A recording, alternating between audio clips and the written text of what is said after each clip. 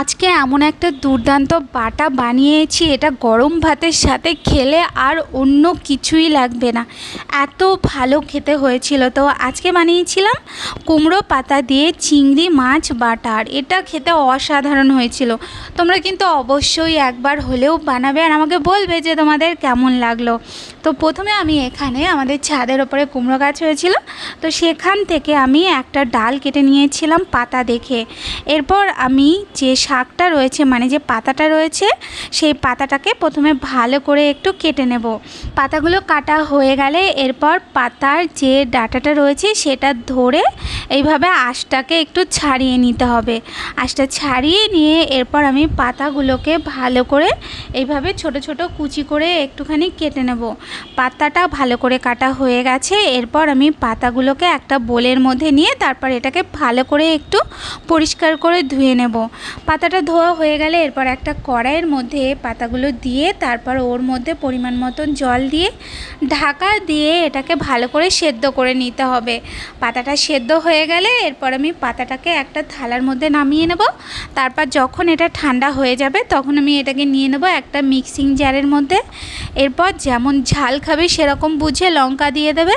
এটা একটু বেশি ঝাল ঝাল করবে, খেতে কিন্তু ভালো লাগে ঝাল হলে। তারপর ওর মধ্যে কয়েকটা চিংড়ি মাছ দিয়ে এটার একটা স্মুথ পেস্ট বানিয়ে নিতে হবে। এরপর আমি এখানে একটা চপারের মধ্যে নিয়ে নেব বেশ খানিকটা রসুন আর একটা পেঁয়াজ দিয়ে এটাকে ভালো করে একটু চপ করে নেব। এরপর কড়াইয়ের মধ্যে অল্প তেল দিয়ে ওর মধ্যে 2-3টের মতন শুকনো লঙ্কা দিয়ে শুকনো লঙ্কাটাকে প্রথমে ভালো করে ভেজে তুলে নিতে হবে।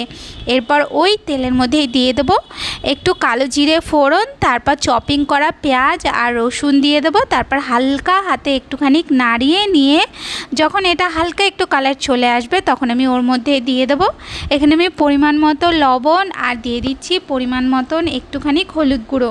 এরপর ভালো করে পেঁয়াজটার কালার আসা পর্যন্ত পেঁয়াজটাকে ভালো করে একটু ভেজে নেব।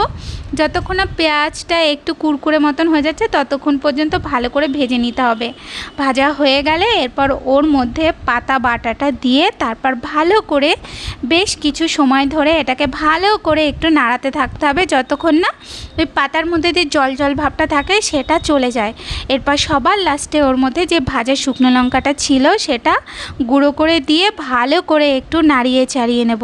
ভালো করে নাড়িয়ে চাড়িয়ে নিয়ে তারপর এটাকে নামিয়ে নিতে হবে।